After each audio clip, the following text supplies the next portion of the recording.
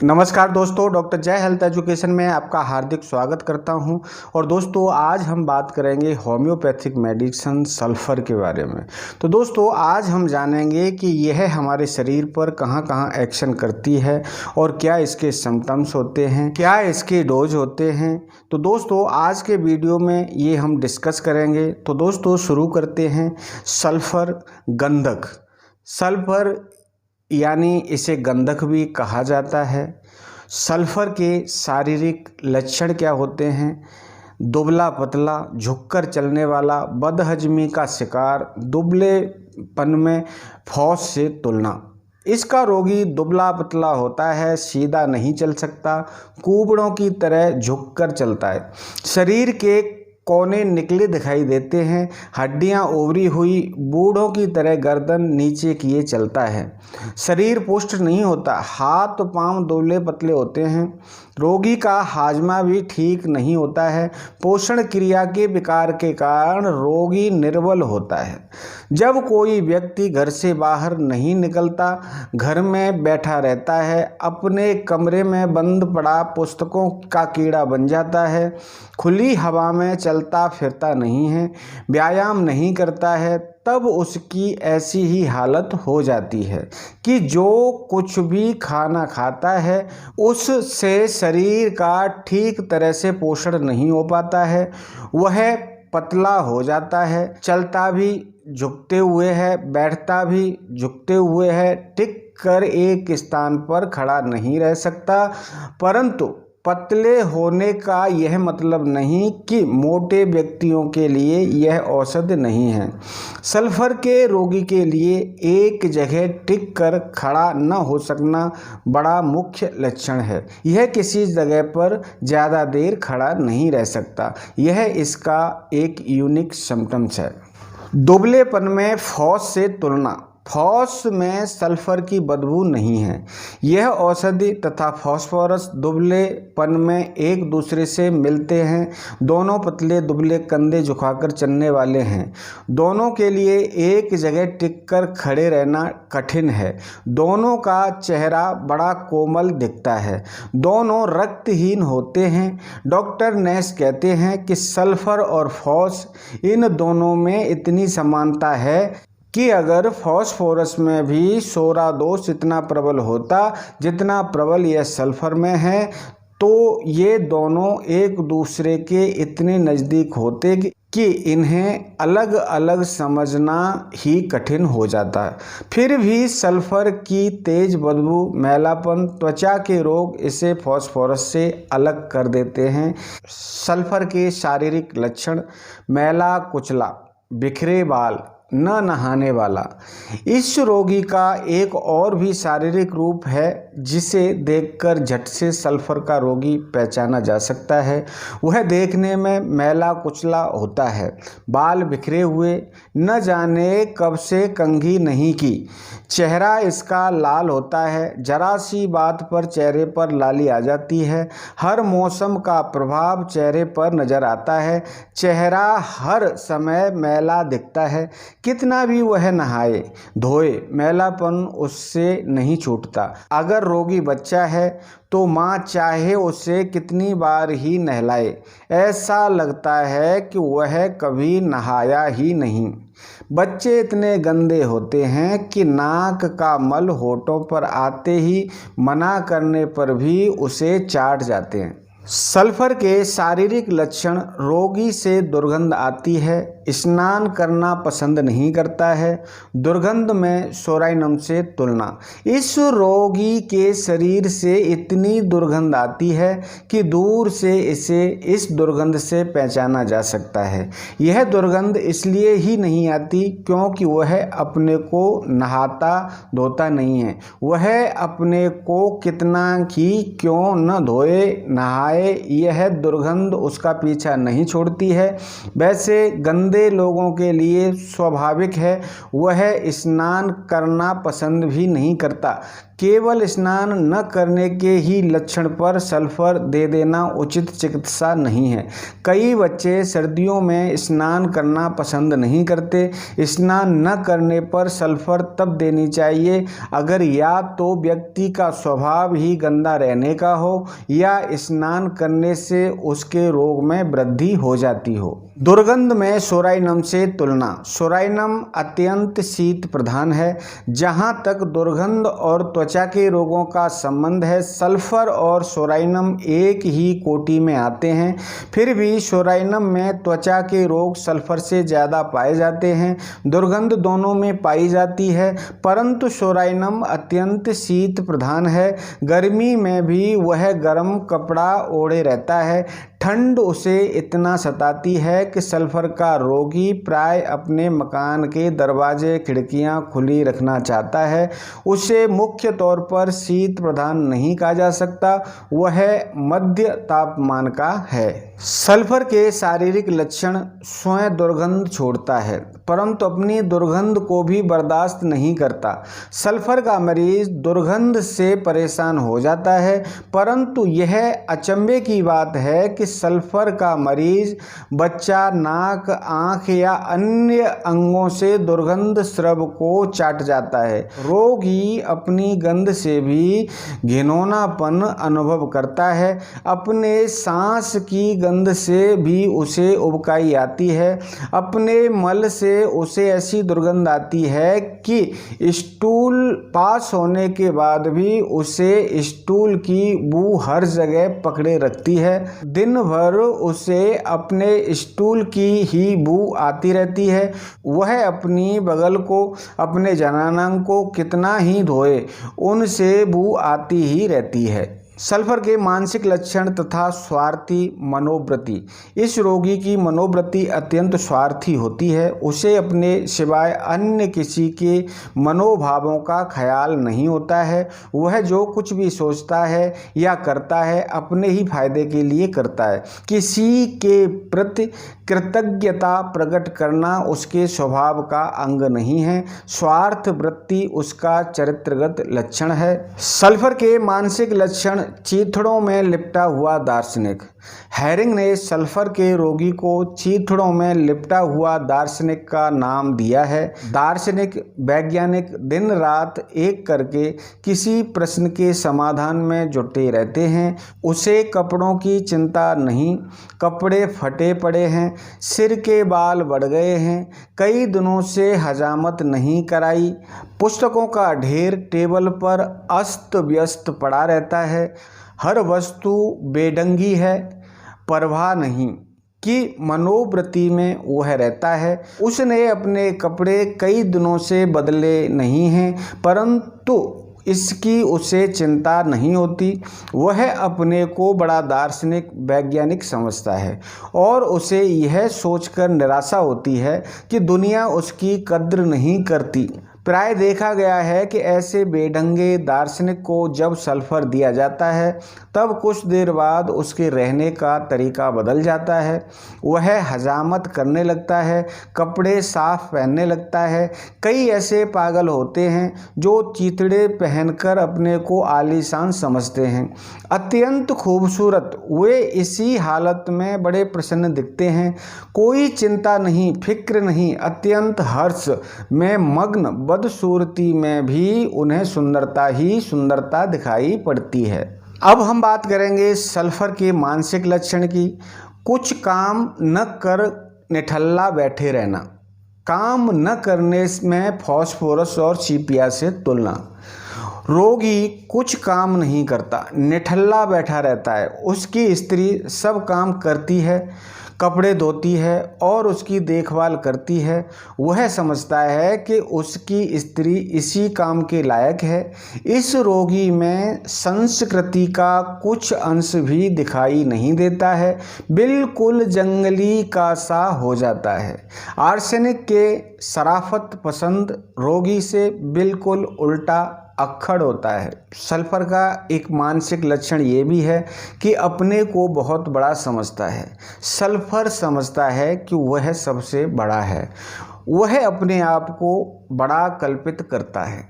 अपने को राजा कहता है, शिक्षा को तिरस्कार की दृष्टि से देखता है, पढ़े लिखे साहित्यकों को घृत्य समझता है, उनकी योग्यता को भी हे गिनता है।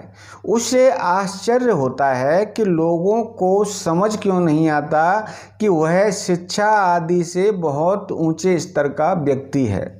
उसकी ये मेंटलिटी होती है। जलन, हाथ पैर की जलन, तरेरे आना, भग की जलन, जलन की अन्य औषधियों से तुलना।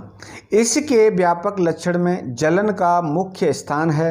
गंधक के लिए प्रसिद्धि है कि नरक में गंधक लगातार जला करती है। यह बात किसी ने यूं ही नहीं कही। रोगी को सिर के भीतर, बाहर, आँखों में हर जगह जलन का अनुभव होता है। नाक से जलता हुआ पानी बहता है, चेहरे पर जलन होती है, जीभ में जलन के साथ दर्द होता है, मुंह में छाले जलते अनुभव होते हैं, गला पक जाता है, परंतु साथ ही गले में जलन होती है। पहले गले के दाहिनी तरफ, फिर बाईं तरफ, पेट में जलन, गुदा मार्ग में जलन, रेक्टम में जलन के साथ भारीपन, जलते अंगारे के समान, बवासीर के मस्से, बाहों में जलन, मूत्र प्रणाली में जलन, स्त्री के भग में जलन, पीठ की दोनों फलकस्तियों के बीच में जलन, हाथों में जलन, पैरों में जलन, हाथ पैरों में ऐसी जलन कि रोगी हाथों तथा पैरों को ओढ़ने से बाहर रखने का प्रयत्न करता है। गर्म तरेरें, जैसे वृद्धावस्था में रजोधर्म के समय यानी मेनोपॉज के समय जो तरेरें आया करती हैं, सारे शरीर की त्वचा की जलन, फोड़े फुंसियों को खुजलाने पर जलन, इन औषधियों में इतनी सर्वव्यापी जलन पाई जाती है कि जलन को इसका मुख्य लक्षण कहा जा सकता है। जब रोगी जलन की शिकायत करे तब सल्फर की तरफ ध्यान जाना चाहिए और इसको याद रखना चाहिए। शरीर का प्रत्येक हिस्सा जलता है, शरीर में कहीं रक्त संचय हो जाता है इसलिए जलता है। त्वचा जलती है, सारी त्वचा नहीं जलती, कुछ हिस्सा यहाँ कुछ वहाँ, भिन्न भिन्न स्थानों में जलन होती है। शरीर की ग्रंथियाँ जलती हैं, पेट, फेफड़े, आंतों, पेशाब, मूत्राशय, किसी न किसी जगह जलन पाई जाती है। तो जहाँ बर्निंग सेंसेशन पाए जाते हैं वहाँ हमें सल्फर पर ध्यान जरूर देना चाहिए। बॉडी से जितने भी स्राव होते हैं, जैसे कोराजा का डिस्चार्ज, लिकोरिया का डिस्चार्ज, यूरिन, स्टूल, जलते तथा खरसदार होते हैं। रोगी के सब श्लेष्मिक संस्थानों पर इसका प्रभाव है। जहाँ जहाँ भी म्यूकस मेम्ब्रेन है वहाँ वहाँ से स्राव हो सकता है।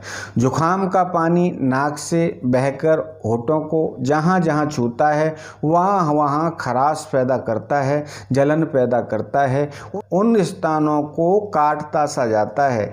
यह एक्सकोरिएटिंग डिस्चार्ज होता है इसका। यह स्राव होठों को जलाता जाता है, यह एक्सकोरिएटिंग डिस्चार्ज होता है। इतना तेज होता है, इसके बहने से जिस जिस स्थान को यह छूता है वे लाल हो जाते हैं। लिकोरिया का डिस्चार्ज जनानांगों में जलन पैदा करता है। पतले दस्त गुदा में जलन पैदा करते हैं, सारा गुदा प्रदेश लाल हो जाता है। स्त्रियों के रोगों में अगर पेशाब का एक बूंद भी रह जाए तो जनानांग में जलन होने लगती है। इस बूंद को कपड़े से पोंछ देना काफ़ी नहीं होता, इसे पानी से धो डालने पर भी यह जलन शांत नहीं होती है। इतना तेजाब की तरह तेज इसका असर होता है। बच्चों के रेक्टम के दोनों तरफ के हिस्से में मल की तेजी से लाल पड़ जाते हैं। संक्षेप में कहा जाए तो कह सकते हैं कि इस औषधि में रोगी का हर किसी अंग का स्राव जहाँ जहाँ से छूता हुआ जाता है वहाँ वहाँ जलन, खराश लाली पैदा कर देता है। जैसा हमने बताया, इस औषधि का स्राव इतना तेज होता है कि जहाँ जहाँ छूता है वहाँ वहाँ अंग को छील देता है। यही कारण है कि जहाँ छीलता है वहाँ ब्लड का संचार हो जाता है, वह स्थान लाल हो जाता है। अंग का लाल होना इस औषधि का चरित्रगत लक्षण है। भिन्न भिन्न निकास के स्थान लाल रहते हैं।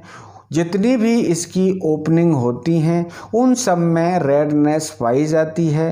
होंठ सिंदूर के से लाल, जनानांग का अग्रभाग लाल, टम लाल, आँख के कोने लाल, कान लाल। आँखों की लालिमा को देखकर सल्फर को स्मरण करना चाहिए। रोगी के लक्षणों का रात को बढ़ना। इस औषधि में रोगी के लक्षणों का रात को बढ़ना विशेष रूप से पाया जाता है। रात को सांस रुकने का दौरा पड़ता है। सोते सोते रोगी एकदम पूरा जाग उठता है। दोपहर को ऊँघाई आती है। शाम को सूर्य ढलने के बाद निंदासा हो जाता है, परंतु सारी रात नींद नहीं आती। सिर दर्द शाम को खाने के बाद शुरू होता है और ज्यों-ज्यों रात बढ़ती है सिर दर्द भी बढ़ता जाता है। इस दर्द के कारण वह सो नहीं सकता। सब प्रकार के दर्द रात को हुआ करते हैं, यह बढ़ा करते हैं। रात को प्यास सताती है। रोगी बिस्तर में लेटता है कि खुजली शुरू हो जाती है। रात को लक्षणों का प्रकट होना या बढ़ जाना इसका व्यापक लक्षण है। मध्य दिन, प्रति सप्ताह या प्रति 2 सप्ताह रोग का बढ़ना। जैसे रात को रोग का बढ़ना सल्फर में पाया जाता है, वैसे ही मध्य दिन दोपहर को रोग का बढ़ना भी इसमें पाया जाता है। एक दोपहर को जाड़ा लगकर बुखार आ रहा है, फीवर आ रहा हो तो दोपहर को बढ़ जाता है। मानसिक लक्षण दोपहर को बढ़ जाते हैं। सिर दर्द दोपहर को अपने शिखर पर आ जाता है। कई शिकायतें हर 7वें हर 14वें दिन नियम पूर्वक प्रकट होती है, यह भी सल्फर का लक्षण है। सिर दर्द हर 7वें दिन हो, हर 14वें दिन हो, इसी प्रकार अन्य कोई रोग नियम पूर्वक हर 7 या हर 14वें दिन प्रकट हो तो इस औषधि को ध्यान रखना चाहिए। यह औषधि का मुख्य लक्षण है। इसका एक और यूनिक सिम्टम है, सुबह उठते ही दस्त की हजत, फिर दिन भर ठीक रहता है। इस औषधि का अपना विशेष समय बंधा होता है। यह मध्य रात्रि के बाद और सवेरे उठने के समय रोगी को परेशान करता है। प्राय दस्त की हजत उस समय होती है जब व्यक्ति सोकर उठने की सोच रहा होता है। दस्त की हजत इतनी तेज होती है कि वह बिस्तर से उठकर बाथरूम को भागता है।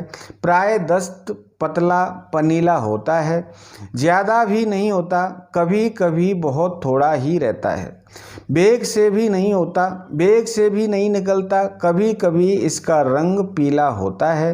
प्राय इस दस्त के आने के बाद उसे अपने दिन सवेरे तक कोई कष्ट नहीं होता है। ऐसे अनेक व्यक्ति पाए जाते हैं जिन्हें सालों से इस प्रकार सवेरे दस्त आने की हजत होती है, वे इसे रोक नहीं सकते। कभी कभी इस प्रकार के दस्तों के साथ रोगी के पेट में दर्द, ऐंठन, बेचैनी, जलन आदि शिकायतें होती हैं। स्टूल जिस जिस स्थान को छूता है वहाँ वहाँ खराश होती है, जलन होती है, वह स्थान लाल हो जाता है। एक जगह देर तक खड़े न रह सकना, स्नायु प्रदान होना। रोगी एक जगह देर तक खड़ा नहीं रह सकता। जब भी वह खड़ा होता है उसे बेआरामी अनुभव होती है। बैठने के लिए कुर्सी दिख जाए तो झट बैठ जाता है। सल्फर के रोगी को अगर कुछ देर खड़ा रहना पड़े तो उसकी तबीयत घबरा जाती है। खड़े रहने पर उसका मन डामाडोल हो जाता है, दिल घबराने लगता है, चक्कर आने लगता है, पेट में, आंतों में, पैर की नाड़ियों में भारीपन अनुभव होने लगता है। स्त्रियों को पेड़ों में बोझ लगने लगता है, या तो व्यक्ति जगह ढूंढकर बैठ जाता है या टहलने लगता है। खड़ा किसी हालत में नहीं रह सकता, चलने में उसे दिक्कत नहीं होती, परंतु देर तक खड़ा रहने से उसे परेशानी हो जाती है। स्नायु प्रधान होना। इस औषधि का रोगी देर तक एक जगह खड़ा नहीं रह सकता। इसका मुख्य कारण यह है कि वह स्नायु प्रधान नर्वस होता है, उत्तेजित, फुल ऑफ एक्साइटमेंट होता है। चिकित्सक नहीं समझता कि रोगी स्नायु प्रधान है, परंतु वास्तव में सल्फर का रोगी स्नायु प्रधान है, उत्तेजित होता है, जरा से शोर शराबे से चौंक उठता है। सोते हुए कोई आवाज आ जाए तो चौंक कर ऐसा उठता है मानो तोप की आवाज सुनी हो। इस औषधि का एक और सिम्टम्स है पीना अधिक, खाना कम।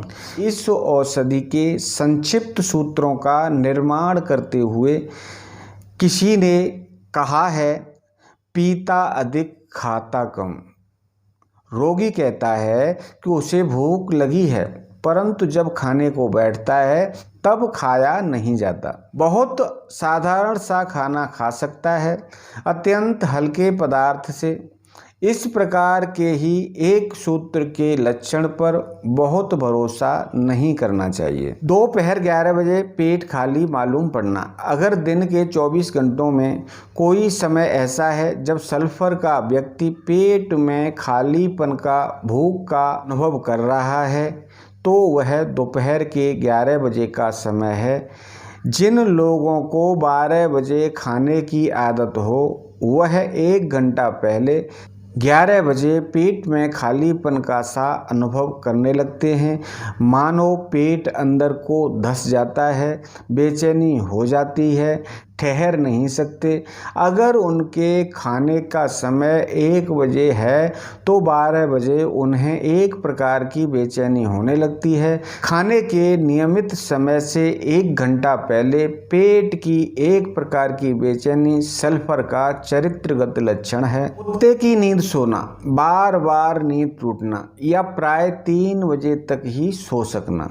इस औषधि का व्यक्ति कुत्ते की नींद सोता है, झट जाग जाता है, फिर सो जाता है। नींद स्वप्नों से भरी रहती है, स्वप्न बड़े स्पष्ट होते हैं। सजीव रात्रि के प्रथम पहर में उसे निद्रा आ घेरती है। प्राय सवेरे 3 बजे तक सोता है, परंतु 3 बजे के बाद नींद टूट जाती है, या बेआरामी की नींद आती है, या बिल्कुल नींद आती ही नहीं है। वह देर तक सोना चाहता है, दिन निकलने तक सोना चाहता है, सूरज की रोशनी न निकले वह सोता रहे यह चाहता है। और अगर 3 बजे के बाद उसे नींद आ जाए तो गहरी नींद आती है, उठाए नहीं उठता, सवेरे देर तक सोता रहता है, सवेरे देर तक सोते रहना चाहता है। यह समय ऐसा होता है जब अगर नींद आ जाए तो इस नींद में उसे आनंद आता है। यह स्वप्न रहित निद्रा होती है। नक्श का रोगी भी 3 बजे तक ही सोता है। दोस्तों अब हम बात करेंगे इसकी डोज के बारे में। तो दोस्तों अगर आप इसकी शुरुआत करने जा रहे हैं तो इसको 30 पोटेंसी में लेना बेहतर होता है। उसके बाद आप जो है 200 पोटेंसी ले सकते हैं। फोड़े फुंसियों के लिए आप जो है 30 पोटेंसी ही यूज करें। यह अनेक कार्य साधक औषधि है। इस औषधि में डॉक्टर केंट लिखते हैं कि मानव को जितने भी रोग हो सकते हैं वे सब इसमें पाए जाते हैं और डॉक्टर समझा करते हैं कि उसे किसी अन्य औषधि की आवश्यकता ही नहीं है, परंतु ऐसा समझना भूल है। सल्फर मुख्य तौर पर गर्म प्रकृति के रोगी के लिए है, परंतु इसका रोगी मध्य तापमान पसंद करता है। यह नहीं कह सकते कि शीत प्रकृति के रोगियों के लिए सल्फर नहीं दी जानी चाहिए। शीत प्रकृति के अनेक रोगियों के लिए यह उतनी ही लाभप्रद है जितनी ऊष्म प्रकृति के रोगियों के लिए है। दोस्तों, इस संबंध में मेरे से कोई सलाह या जानकारी लेना चाहते हैं तो डिस्क्रिप्शन में मेरा व्हाट्सएप नंबर है, आप मेरे को व्हाट्सएप कर सकते हैं, मैं आपको रिप्लाई दूंगा। और दोस्तों, आज का मेरा ये वीडियो आपको कैसा लगा, पसंद आया है तो लाइक करिए, फैमिली फ्रेंड्स को शेयर करिए। दोस्तों, मेरे चैनल को सब्सक्राइब करिए, बेल आइकन को ज़रूर दबाइए जिससे आगे कोई टॉपिक डालूँ तो वो आप तक पहुँच सके। दोस्तों, अब लेता हूँ विदा, मिलते हैं आगे किसी ऐसे ही वीडियो में, तब तक के लिए नमस्कार।